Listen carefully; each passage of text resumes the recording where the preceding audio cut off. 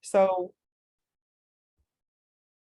International Internship University, or IIU, is a leading virtual education system and global brand confederation, which is the most valuable and trusted worldwide and well-reputed in delivering innovative programs.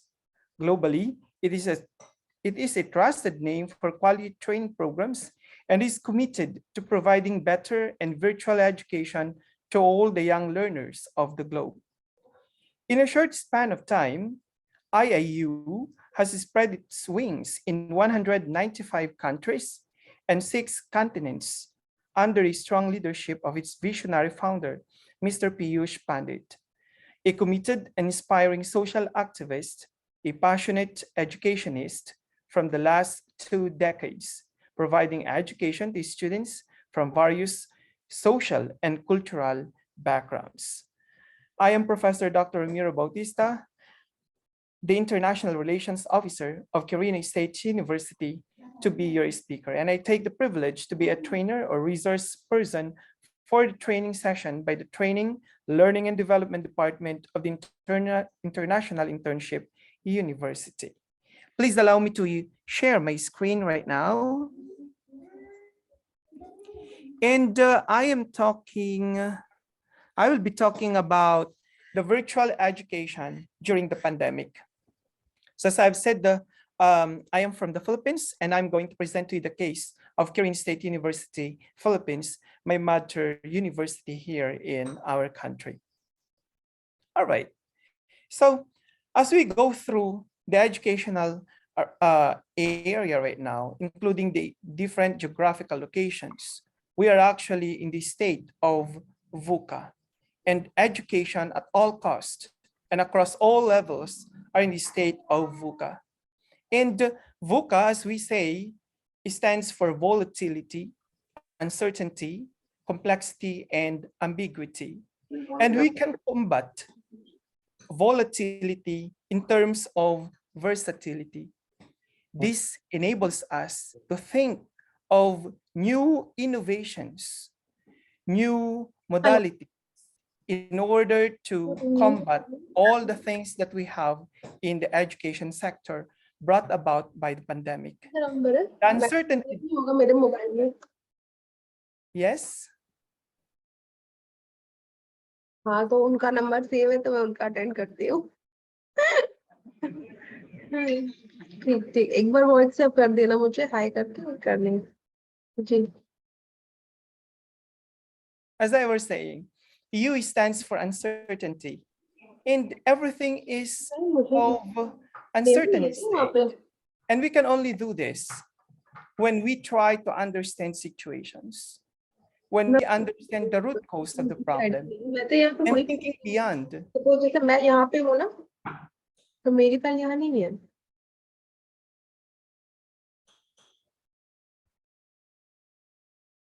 सबके पास वहीं पे है. I mean एक बार. Okay. C stands for complexity. Our education sector is a complex state of educational status, and we need to understand this. And we can only resolve this complexity when we have our connections. We try to build connections, and in order to understand this complexity. A stands for ambiguity, and we only do this if we try to be agile in everything that we do. So basically, we can represent and we can view the VUCA state under this illustration. So we see that everything that we have here is uncertain, with that of something new and something like a bleak future ahead of us. And everything is governed by uncertainty, the complex world, the ambiguous one, including the uncertain of the education sector. Now, with these uncertainties in the education sector, we now respond to the educational BVUCAD, and that stands for the disruption that we have, the volatility, as we have said a while back, the uncertainty, the complexity, ambiguity, and of course, diversity. As our education is a potpourri of everything, disrupted by the pandemic, we are now able to respond to this in terms of our awareness. So we are just aware of what is happening in the whole world with the Sustainable Development Goals and the Education 5.0 that we have, including the Industrial Revolution 5.0, that certain awareness which calls for our indulgence as professionals in the education sector will most likely solve the disruption made by the pandemic. Our aspiration to become better. And before we know it, the local talents will be leading the way. So we need to aspire in order for us to go somewhere. And this aspiration calls for an authentic solution to solve the problem with a certain educational acumen vis-a-vis the international parlance. So let's think about what other countries are doing and what do we do in our own setting. Say, for example, in our own classroom. So how do we do it? And it also calls for our approaches in teaching. How do we respond to these situations? Our approaches to combat the problem is more of our instinct, more of the willpower of every professional teacher. And as a professional teacher, we should rationalize everything so that we can say that we can respond to the call of the disruption made by the pandemic. And of course, the diversity that we have calls for a rigorous consolidation of what the good practices of our neighboring countries, our benchmarks, so that we can go as deep as the sea in providing the solution and giving authentic solution to what the diversity of this DVUCAD is all about. So in the case of the Quirino State University, in the midst of the pandemic, what do we do?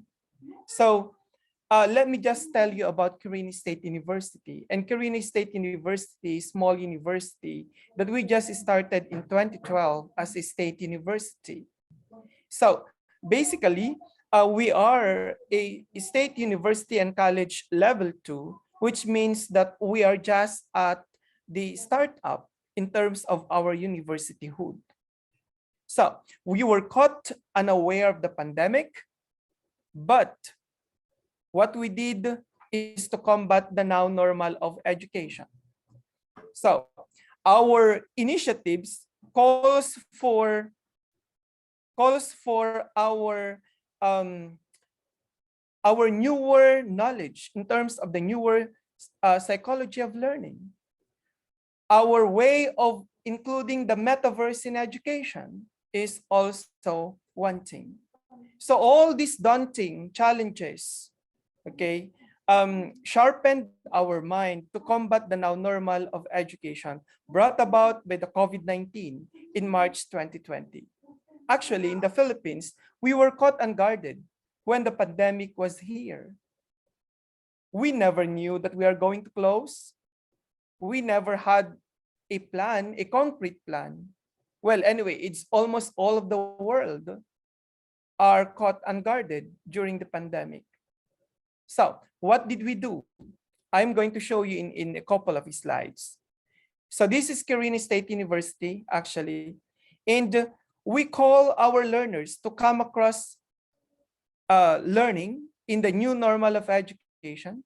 So the usual traditional, the customary, traditional face-to-face learning is now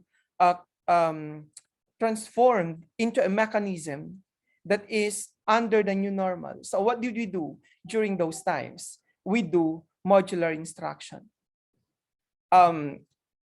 The time is already almost 1 month before the end of the semester. So for us to finish the semester, Our goal is just to finish the semester, I mean. So how did we do it? We do modular instruction. And of course, having said that we just did modular instruction, we never forget our academic integrity. So some of our teachers went for home visitations just to cater the needs of our students. Our mobile phones were open 24/7 to entertain problems and to address the problems of our students. Because as I've said, we don't have a tangible plan. We don't have our LMS during that time. So what did we do? We do consultations via phone. Sometimes, as I have said, we go to the houses of our students just to deliver the goods. We deliver the modules to the doorsteps of our students. And having said this, we respond. We can still say that we respond to global education. So the issues and concerns in terms of readiness of our teachers, our academic infrastructures. So were we ready? The answer is no. During that time, that was March 2020. So what did we do? We, after the pandemic, after the short closure of our schools in March 2020, what we did, April and May to open comes June, is that we came into a rigorous training plan for our teachers as we go through online. You know, metaverse, the virtual learning environment is inevitable. So we crafted our LMS, we crafted our QSU e-Aral. It's actually a learning management system that is a customary one. So what the world was using, we made it ourselves. I mean, we did not buy any from the market, but we customize our QSU e-Aral, our learning management system, for the benefit of our students. We came across to know, we dissected their readiness, their limitations, their strengths and weaknesses, and a lot more, and we developed our learning management system. So how do we assess our learner? Doing authentic assessment, doing alternative assessments. As we all know, on-site assessment, on-site classes was never permitted in the Philippines. Starting March 2020. It's only now, during this time, that in-person classes are allowed. So we do authentic assessment, we do alternative assessment as well, in lieu of the usual paper pencil test that we do in the academy. So in terms of the learning outcomes, the question is, do we deliver what is expected of us? Are we not shortchanging our students? So basically, the answer is no. We proudly say that we did not shortchange our students, as we still deliver what is expected. The licensure examination for teachers and other professional examinations were still on top of the national passing rate in terms of the passing rate in the university, a manifestation that we still deliver the goods to our students. In terms of quality, how do we compare our students at par with the global education?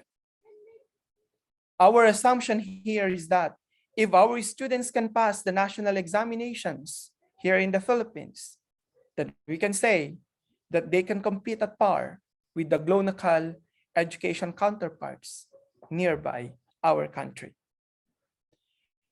In terms of Quirino State University, the new normal in 2020 involved our flexible learning abilities. So when you say flexible learning, it's a hybrid, a dichotomy of the in-house, okay? The face-to-face, including, of course, our ability to go online. But during those time in 2020, we chose to go to flexible learning. We go virtual learning. We go the learning management system, and we forgo the customary face-to-face in education. Our decision was based on a rigorous research-based in terms of our decision and our policies. We conduct researches as our support to the decisions and to the policies that we do and implement in the university. We invite our stakeholders to join in our quest of doing our decisions and policies. We consult our stakeholders as well in order to have a tripartite morale in terms of our decision and policies. We customize, as I have said a while above, our QSUERL, which is our learning management system in the university. We interviewed our students. We conducted researches to know their readiness, their capability in terms of the connectivity, in terms of their facilities and the like. By the way, the QSUERL has two functions. It can work as either an online or in offline. So when it is offline, students can just simply send their materials. And by the time that they get enough signal for their internet connections, then that's the time that the system will upload it to the QSUERL. In that way, we can reach out to our students. So in terms of assessment, as I've said, we implemented authentic and alternative assessments. So we did not do the usual paper pencil test, but we do authentic and alternative assessment. At times, some may question how reliable are the assessments that we do. And we do a videograph performance-based assessments. We allowed our students to video themselves as they do the tasks that they are required to.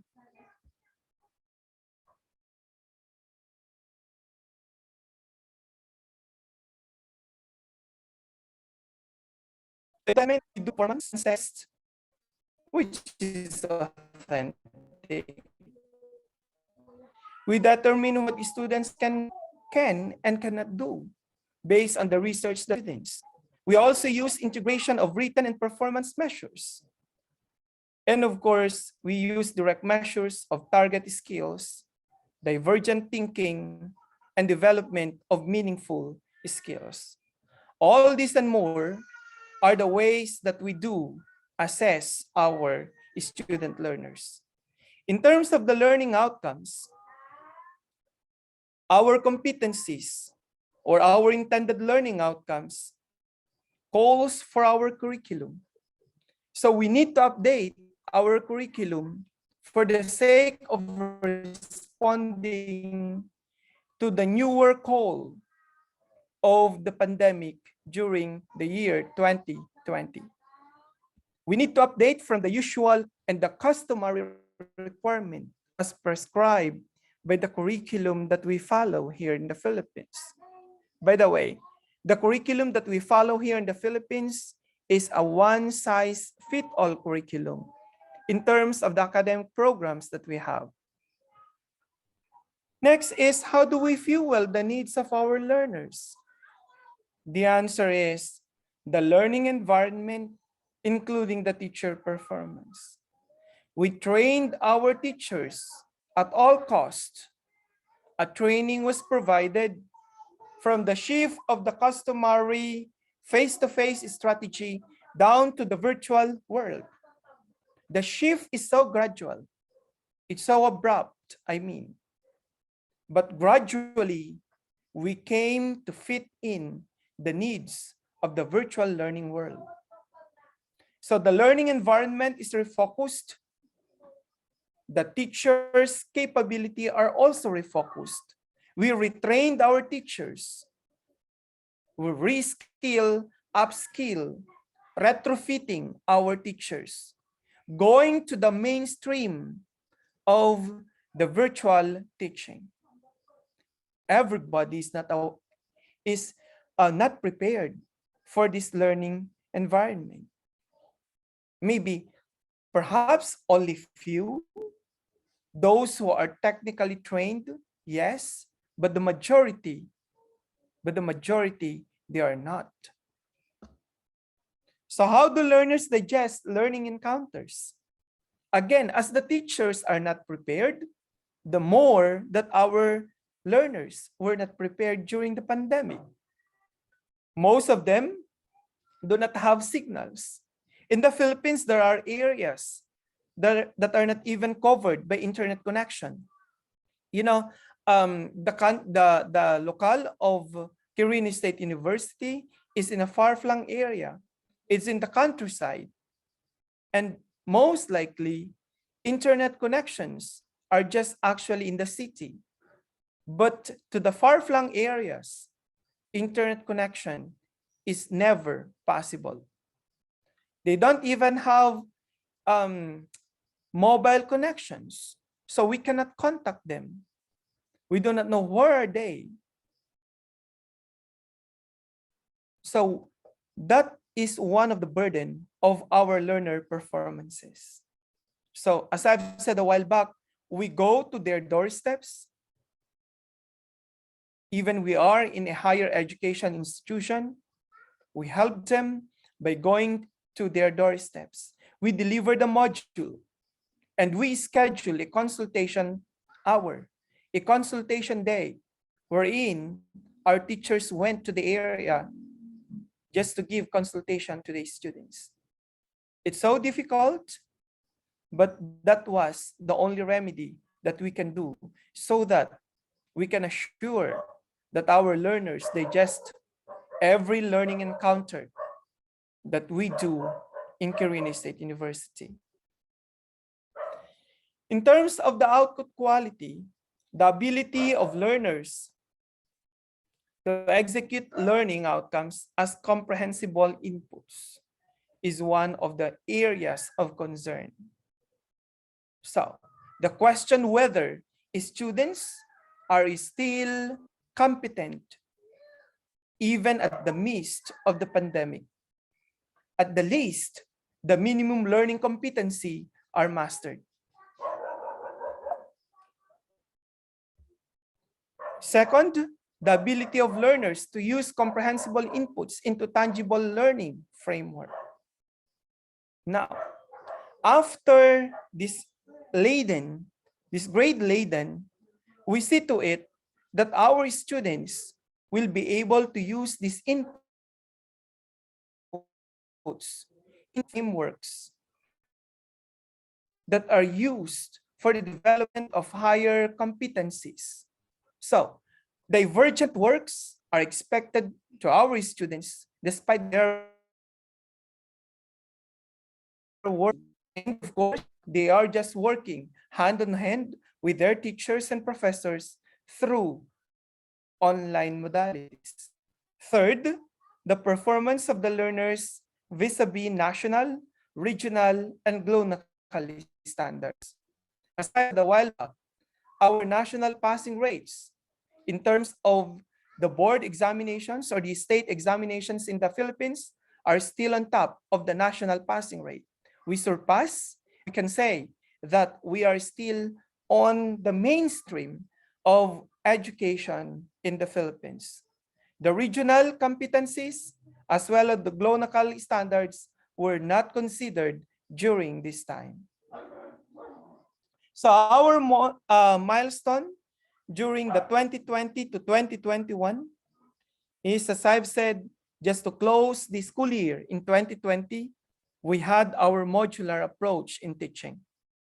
We localized our modules as nobody was there to guide any student, except for some sessions. So we simplified things. as a self-learning paced material. So we see to it that our modules are localized, simplified. So even in the absence of a teacher, students can move on and understand the topics required of them. Second is we developed the QSU ERL, in which we customized with offline, the online modes, plagiarism checker, and of course, the respondos that we have. The laboratory and hands-on sciences was ever the problem during those times. Again, how do we do it? We localize the materials. We requested our students to videograph their demonstration as we made substitutes. Localization, as we know in education, is indigenization. So we think of the counterparts of the materials that they can use at home, readily available at home. And these are the challenges that we faced in the sciences during those times. Say, for example, making use of sulfuric acid, for example, complementing it with the battery solution, and so on and so forth. The hydrochloric acid, for example, substituted by a stain remover, and a lot more. So those are the challenges during those times. And of course, we do synchronous and asynchronous sessions. After we crafted our ERL in 2020, 2021, we are now ready to do the synchronous and asynchronous sessions. So basically, right now in 2021 to 2022 onwards, we are now having the customized QSU ERL, which we benefit now in the university. So the framework, the QSU ERL, is under the G Suite for Education. That is, it has now the Google Drive at a click of it, the Google Forms, the Google Drives, Google Slides, Google Stores, the Google Calculator, and a lot more. So in terms of the ERL, we define it as an excellent, accessible, resilient, adaptive learning space in which quality education is delivered at the fingertips of our students. So right now, purely modular will be no more at this current time. So virtual learning environment ready is observed at Quirino State University.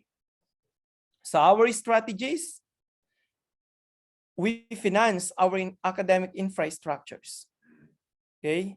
Allotting millions of pesos just to build our academic infrastructures and to protect the academic integrity by providing plagiarism checker and respondos to our ERL so that we can detect if our students are doing academic dishonesty and the like. So we resorted to our funding agencies to finance our IT infrastructures with regards to the QSU ERL. In terms of collaboration, we forge MOUs, we forge MOAs with our nearby universities, so they can actually help us in our shortcomings as a small university. We do academic cross-pollination locally and internationally. We enrich our learning environment through the COIL-led program or the Collaborative Online International Learning Programs by our partner agencies here and abroad. We go global. Lecture series, socialized instruction discussions, conferences, virtual immersion, and the like are offered in the university. We customize our faculty and student exchange program, benefiting our students. I have a tie-up with some, personally, I have a tie-up with some of IIU members, just like the case of Corina Sudzdia from Romania, as well as Professor Nada Rakovic in Croatia, in which they served as one of my speakers in one of my COIL-led programs, and a lot more. We go as far as Europe, US, Australia, and of course here in Asia. We solicited the expertise of other professionals. Our brothers and sisters abroad were sought. So basically, we go global in terms of our connections. As I've said a while back, we can address the DVUCAD in terms of our connections. Connections in terms of the mental acumen that could be delivered in lieu of the normal parameters of our studies. And that is why we sought the expertise of these people.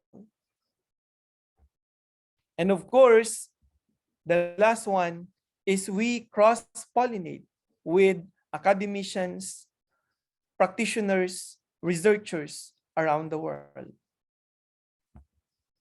So we do upskilling, reskilling, cross-skilling among our teachers and our students. We need to prepare and we need to assure that our graduates are future-proof, ready.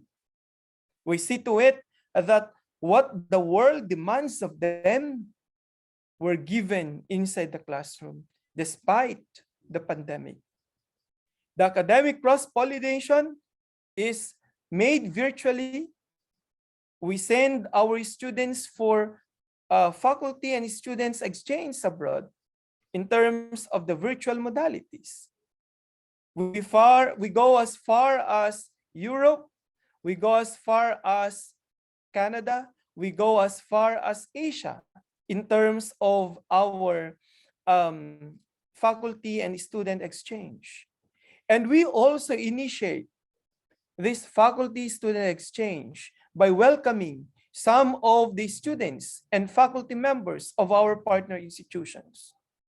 We have our International Winter Program in IT and security that happens every January. We also have our International Spring Convergence in gastronomic tourism and food diplomacy and diversity, which happens every March. We have our international lecture series, which happens every May in time of the Internationalization Week of the Philippines. In July and August, we have our International Summer Convergence on teacher and graduate education.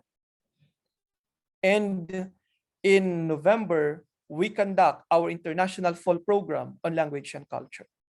You see, the authentic side brought by the pandemic gave us the way to innovate things.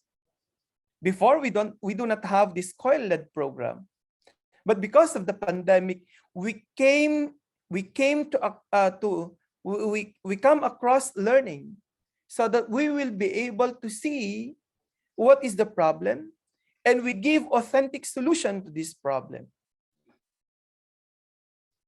And thereon, we have our inbound faculty and students helping us develop these topics, which are very timely during this time. A student commit crime over the net. They commit academic dishonesty without them knowing. So we try to address them. We try to address this need by giving the convergence on IT and security. In terms of gastronomic tourism, we try to understand the tourism practices around the world. But we focus in the Asia and the Pacific. Our friends in India, just like, for example, the case of Adamas University, which is our partner in most of our activities, came to let us know, let us aware of what the Indian tourism offers. Our friends from Bangladesh, the Daffodil International University, came to us through the virtual modality to give us lectures on what the Bangladesh do in terms of their food industry. Our friends from Asia, India, Vietnam, Malaysia, did the same. In terms of our teacher and graduate education, our partners from Cantho University in Vietnam, and of course, still Adamas University in India, delivered our needs to fuel our call to understand the new normal, and nowadays in 2022, the now normal brought about by the post-pandemic.